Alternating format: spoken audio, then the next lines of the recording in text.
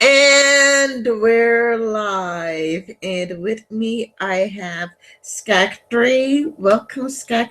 Thank you so much for coming. Sorry for the sirens in the background. No problem. Thanks for having me. No problem. So, you recently were with Louder and Crowder. Congratulations. Yeah, thanks. I love Steven's show, and I love a lot of the work he does beyond just his podcast. So it was really cool to be on, and I was really nervous, to be honest. But that's the kind of thing where you're super nervous 5 minutes before, and then you jump in, and you kind of get over it nice and quick. How did it feel like your situation with the Young Turks where they misquoted you and they told you that they were going to retract it and they just have some correction in the description? I mean, what was just going through your mind? And Oh, I'm not too worried about that. So that was a long time ago. Well, not a long time ago. Maybe it's about September, and they assigned a quote about overweight people to me that I never said. It was included in a BuzzFeed article, and I had a video on the Nicole Arbour incident that got some viral play, in which I sort of it was more a video about free speech and the unfair treatment of Nicole Arbour than it was necessarily a defense of Nicole Arbour herself. But there was a random Facebook comment in the BuzzFeed article of someone saying, like, overweight people are terrible and they're harming themselves and others. The Young Turks assigned that to me, even though I never said anything close to that. And someone tipped me off to it on Twitter, and so there was kind of a little wave of us in the comments saying, "I never said that. You need to correct this." To their credit, they did reach out to me and say, we're gonna correct this either through video or maybe we'll take the video down. They ended up not doing that. They, as you said, they put kind of a comment on the video and something in the description clarifying that I'd never said that. And I mean, to their credit, they have at least tried to fix the issue, although I don't.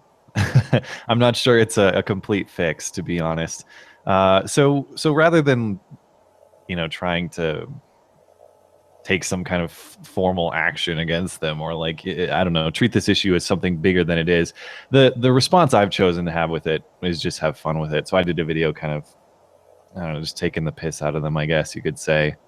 And Crowder's goal in making this parody was not only to kind of poke fun at the Young Turks for their short temper, as we saw with Alex Jones at the Republican National Convention, but also to give people that have been, I don't want to use the word abused because it's not that serious, but mistreated by the Young Turks in the past, a chance to poke fun at them back. And so that's why I was really happy to be included in that. That was really awesome. Everyone in that video, that Crowder parody, has had some sort of unfair treatment from the Young Turks. So the people weren't just chosen at random either. It was kind of people chosen for a specific dig that way. yeah, like I was surprised to see like Dave Rubin there from the Rubin Reports and Ben Shapiro. Like it was shocking because it's kind of like you get to be like in a group with some really big, huge people.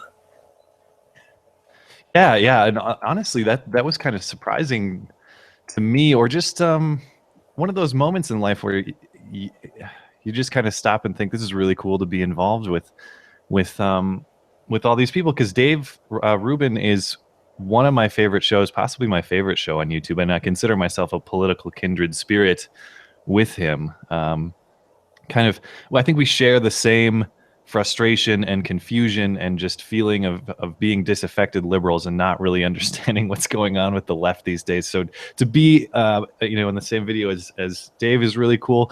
Back in high school, my senior paper for a class involved a Ben Shapiro book, and so that's really interesting too. It's someone I've I haven't read all of his work, but someone I've read, someone I'm familiar with, someone who's of somewhat celebrity status, to me, to be included in the same video. And you know, Crowder himself, man, I think he does amazing work just from a production standpoint. His podcast is incredibly well produced, and I think he and Jared, his producer, are just kind of a model for independent media. The rest of us trying to create something on our own. And so I really look up to pretty much everyone involved in that, and that's why it was, you know, all jokes aside, it was fun for the joking purposes, but it was also fun just to be included with people that I really look up to. Yes, like you get to be in the exact same, like video with some amazing, incredible people that I also look up to. Like, it's like I really do look up to these people, and it's like, wow, you're like really lucky to be included in that. Yeah, and I got a message that morning and said, "Hey, would you be willing to participate in this?" I said, "Yeah, absolutely." And I didn't really know how big of a deal it was going to be, but when it all came together, yeah, it was super cool. Mhm. Did you get more subs from it? Yeah, actually, I did. I forget how many, but definitely a few hundred came in, which is always nice because you know I'm certainly not a tiny channel anymore, but in the grand scheme, I'm not a big channel yet either, and so you know, you really have to scrape for your views and scrape for your subscriptions and work really hard. And I try to put as much effort into everything I put out as possible. But this was interesting because I did all of, I don't know, 2 minutes worth of work, and that pulls in more people to come visit my stuff than I can do on my own if I put in 10 hours of work, you know? um, would you describe yourself as an anti-feminist? And if you do, then what led you to anti-feminism? Um, yeah, I mean, I would describe myself as an opponent of the ideology, and I would say that's probably something that I came to the realization of within the last, I don't know, maybe year and a half. But if you'd asked me about it prior to that, when I didn't have as much information on the issue, I probably would have been one of those people that said, "Yeah, I'm a feminist because I believe in, you know, equality of the genders." Which I think everybody does, but the fact of the matter is, modern feminism, third wave feminism, the kind of college campus feminism we're seeing these days, is less and less about issues of real inequality between the genders and just kind of scraping the barrel for these honestly fake issues that don't exist. The wage gap, for example, which is not the product of sexism. No serious economist says that. Rape culture, these lies about rape statistics that are simply not true. You know, all sorts of things they're marching in the street about that by and large are the result these days of women's choices. And I think I and pretty much everybody would just want to see a society where women are able to have the same opportunity and make the same choices that men make. So whether the outcomes are different or not is irrelevant.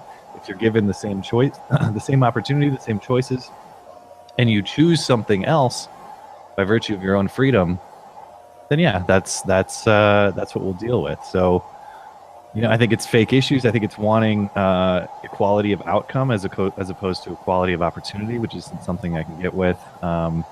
But you know, maybe there's a feminist out there who can persuade me otherwise. I always Yeah, try to keep an open mind. yeah, I was like that back when I was in high school.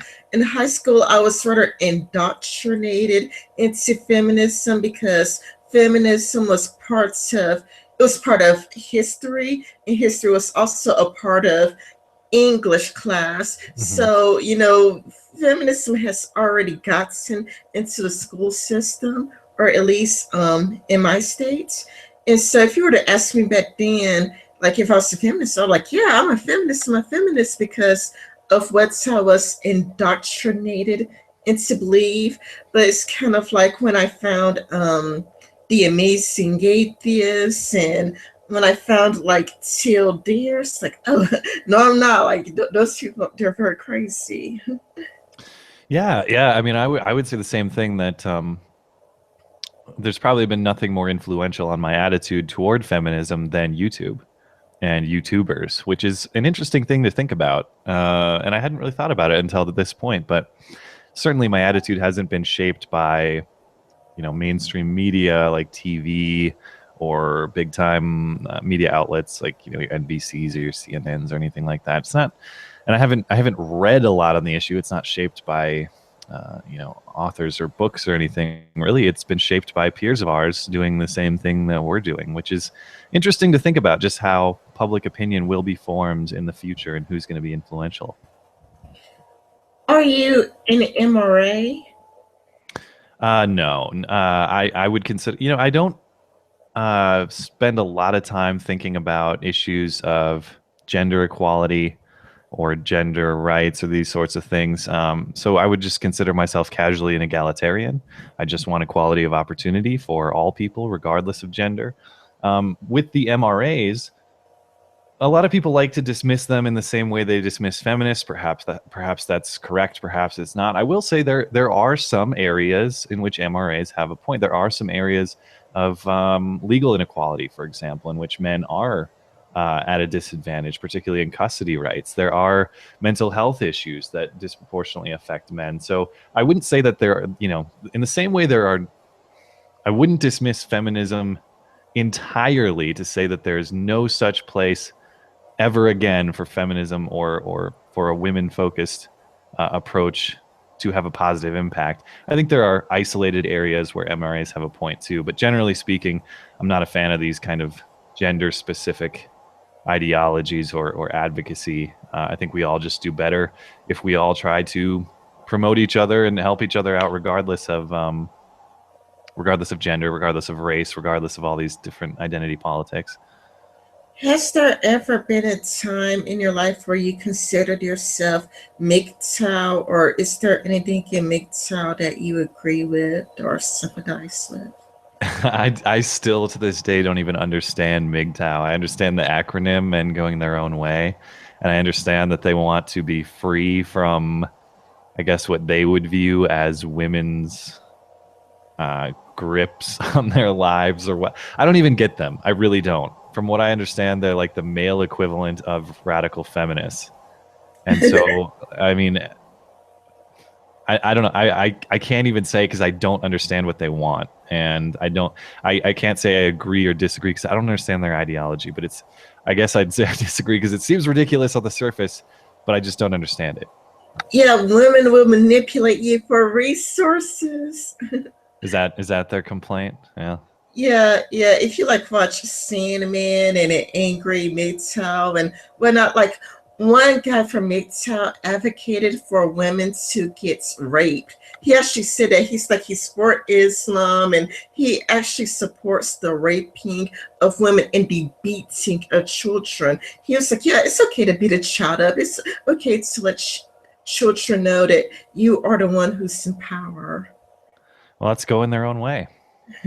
I guess. I don't know. Like I said, I don't get it. I just don't understand. Let's see. Do you believe that America is heavily influenced by feminism? Oh, I think we're still in a place where politicians are afraid to say they are not feminists or to speak out against feminism. When's the last time you heard a politician say or even speak critically of feminism? I mean, Hillary Clinton's campaign is one giant feminism billboard. And even, like what did Tim Kaine say when he was up there? Like, I'm so proud to be behind a woman, I mean, uh, and even surprisingly, even in Ivanka Trump's introduction to Donald Trump at the Republican National Convention, she talked about the wage gap as an issue, which just shocked me. So there are all kinds of half truths and outright lies of the feminist ideology that spill into politics and are widely accepted despite their factual inaccuracies because people are afraid to appear anti-woman. If you're anti-feminist, you must be anti-woman. And I hope soon enough there will be some courage among politicians to separate fact from fiction and stand up to feminists, even if it means you might run the risk of looking sexist. But I think it's only a matter of time among our generation and just citizens at large. Feminism is not very popular. It's I think it's something like 20% or less of people identify as feminist. So you're not putting yourself at political risk by speaking out on its faults. And Yeah. hopefully we'll get to that point. Yeah, just like if you are anti Black Lives Matter, then you are anti Black. Yeah. Do you have the feeling that the whole I'm a feminist thing is kind of like politicians say, I'm a Christian, and God led me to this, and God has chosen me to be the president of the United States? Yeah, I wonder. I often same with that demographic shift because non-believers generally are the fastest growing religious group, and I wonder what's going to come first. Are we going to have a gay president? Are we going to have an atheist president? Are we going to have a gay atheist president? Like, which one of these is going to come first, or an anti-feminist president? Um, because these things are growing demographically, and it's only a matter of time. Um, but yeah, I think if you're a politician, there are a certain set of things or ideas that you're just expected to endorse. Because if you're not, you apparently hate a group of people. It all stems back to this inability to separate people and ideas, and it's exactly what you mentioned when you mentioned, Black Lives Matter and Black people. Of course, you can criticize Black Lives Matter, the idea, and not be against Black people as people. The idea that Black Lives Matter and Black people are the same thing is insane. It is akin to saying white people and the KKK are the same thing. I'm not necessarily saying Black Lives Matter and the KKK are the same. Some people would say that. But what I'm saying is people and ideas are different. And we don't assign ideas to people based on the color of their skin or based on the equipment between their legs or based on any of their other arbitrary characteristics. We have to vet ideas differently than we vet people. What aspects of feminism do you see in America that you would like to see changed or removed? I think feminism has a fact problem, to be honest. I think they invent issues and then scramble for a factual basis to support them. Examples, I would say the wage gap, rape culture, these things that aren't. The wage gap, to be clear, is real. Women are earning less than men, but that's the key word there is earning. When we factor, when we're looking at the wage gap, we're looking at all jobs lumped together, not considering hours. We're looking at all earnings lumped together. So we're comparing, a janitor to a doctor in that sense, which just doesn't make any sense. Feminism needs to be honest about the factual basis for its claims. Same with the rape culture statistic, the way they say 1 in 4 and 1 in 5. Yeah, but you're counting, a St. Patrick's Day pinching as a rape or a sexual assault in that statistic, and that's a problem. So what I would like to see feminism do is start with the data and the facts first and conclude about problems later. What they do now is they search for a problem wherever they can find it, and they try to amplify it as much as possible, and then they try to manipulate or misrepresent data or facts to fit the narrative. And I just wish it would be less narrative focused, and I wish that feminism or feminists would be willing to admit there needs to come a day where you wipe your hands and you say, all right, we got equality of opportunity. We're all done here. Time to move on to other issues. Do you wish more Americans were interested in politics, either their own politics in America or even overseas, like with Brexit, or how Justin Trudeau's the prime minister and what he's done, like making all the cabinet women like female? It's an interesting question and one that I kind of wrestle with because the example I think of is, in Australia where you are legally required to vote. We always think more participation is better. More people participating in the democratic process is better. But at some level, you're never going to convince people who are just apolitical to be political. And I think the decision to not care about politics is every bit as important a freedom as the decision to vote and the decision to be politically active and the decision to care about these things. So I don't know where I stand on it. I can see arguments on both sides, considerations on both sides. Generally speaking, as I get older, my attitude towards most things is I want people to be able to be free to dictate the terms, direct the terms of their own lives. And if that means that you don't care about politics at all and you want to concern yourself with other things, I think we'll be just fine. Um, so I can't say that I wish more people would care. I don't necessarily wish people would care about anything, to be honest. I want people to be free to determine whatever it is that they care about, politics or otherwise. Your answer is similar to one of that guy T's videos. Like people should be more free.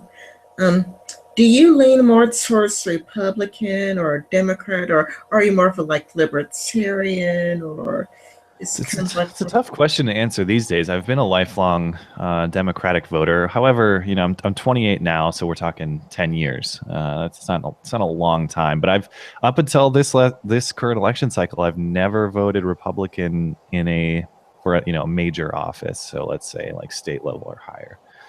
Um, and that'll change this time around, but I don't necessarily consider myself a part of the Republican Party either, because I don't necessarily consider myself a social conservative. And certainly there's a libertarian wing of the Republican Party in which I'd be welcome. But I suppose these days that's where I identify most, is kind of in that libertarian box, perhaps in that classical liberal box, I suppose. I'm certainly a cultural libertarian. I'm definitely of the attitude of, as long as you're not hurting other people, you should be free to do what you want. The one area that's kind of kept me in the Democratic box that maybe I'm shifting out of is, in my younger years and maybe to present, I do believe there is a role for government in making investment in areas where private industry doesn't necessarily fill the need. Or, for example, I think there are a lot of good investments government can make in public infrastructure and education and things that benefit all of us as a society, that help us build a better society of smarter people, of more capable people. So I don't know. I'm kind of at a I'm kind of at a moment of personal crisis right now because I have a lot of conflicting ideas in my head. I want everyone to be as personally free as possible, and the government's role in fostering that situation is kind of cloudy for me, because on the one hand you have people saying, well, the less government, smaller government, the more free the people, and I can see that. And I can also see another argument where, yeah, but true freedom requires opportunity, and the government has a role in creating opportunity. I can see that argument too. So that's a long-winded answer for me to say basically I consider myself politically homeless right now, as Christina Hoff Sommers would say. Um, Certainly will not be supporting Hillary Clinton. That much is clear. But am I completely divorced of the Democratic Party going forward? I don't know. I'm not a party politics guy anymore, to be honest. So I don't consider myself a Republican or a Democratic robot, or loyal to either of them. So we'll see. We'll see. This election cycle has been incredibly fascinating. I enjoy the political theater more than I concern myself with the politics, to be honest. It's a great reality TV show. Yeah, currently American politics is a lot like a circus act. But it's nice to meet another anti-feminist who's close to my age. I'm 27. Yeah. Let's see. How do you feel about Donald Trump? So I did vote Trump in the primaries. It's likely that I will vote Trump in the general, although I'm not, things can change, so I'm not necessarily committed to that. I've grown more to like him over time. But that said, I am not as much of a fan of the candidate as I am an opponent of his opponents. That is to say, the most vocal opponents of Donald Trump, in my mind, are some of the worst people among us. These are anti American, communist type people who believe in violent enforcement of their ideas. And that sounds like an extreme thing to say, but I will tell you, not only the YouTube videos that exist are accurate, but I've witnessed it in the flesh. I've seen these people in Cleveland, 2 weeks ago. These are awful people who believe in anti-American ideas, and they want their ideas enforced through violence and enforced through authoritarian mechanisms. And these kind of extreme social justice warriors, I think, need to have their political influence minimized. That is of the utmost priority to me. Donald Trump is maybe not the best person to do that, but he's the best person currently in position to do that. So that's why he generally has my support. I will also say he's right about some key issues. I mean, to be honest, one of the biggest issues to me is we have a problem with global Islamism. We have a problem with global political Islam, and we're seeing it manifest itself in Europe. We're seeing all kinds of terrible attacks motivated by political Islam. And I don't want the United States to become to have the same problems that Europe is having with these terrorist attacks, with attacks on women, with people living in fear. I don't want that, and any candidate who is honest about the problem of political Islam globally is going to have my ear, because nobody's willing to. It's all this political correctness right now. You know, it's not all Muslims. Nope. ISIS has nothing to do with Islam, and just ignoring of what is the true motivation here. And if you can't diagnose the problem correctly, we're never going to solve the problem correctly. So, in my mind, Donald Trump does a pretty good job of diagnosing problems correctly.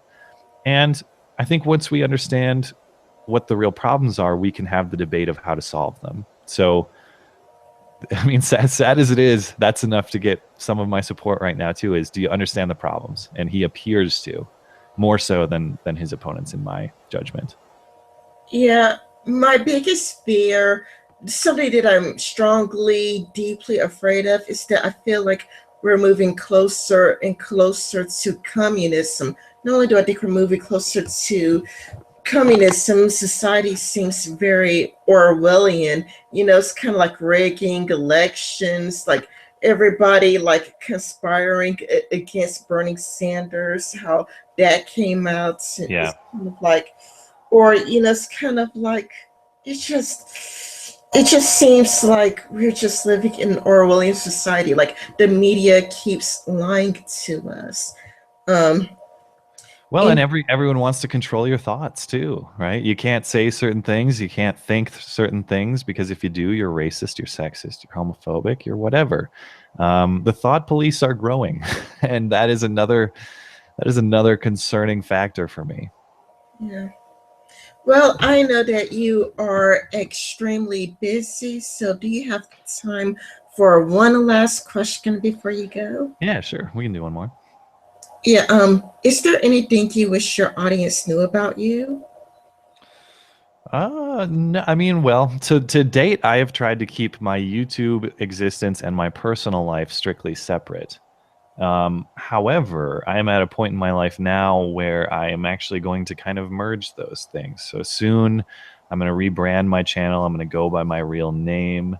I'm going to try to make this into more of a professional product and market myself on my YouTube work, and either create something out of my YouTube channel or use it as a platform to get a job in media, which is something I'd really like to do. So, um, I before I was terrified of my YouTube channel entering my personal life, because you can get punished for things you say. You know, like if my previous employer found out some of the terrible things I've said on YouTube, I'd be punished, or if my family found out. But as the two have kind of merged a little bit, I've found that I'm not going to be punished for these things. I've got nothing to worry about, and actually, this is something I should be promoting myself on. So actually, sooner rather than later, there aren't going to be a whole lot of secrets, because I'll just be me, and who I am on YouTube and who I am in my day-to-day life will be one and the same.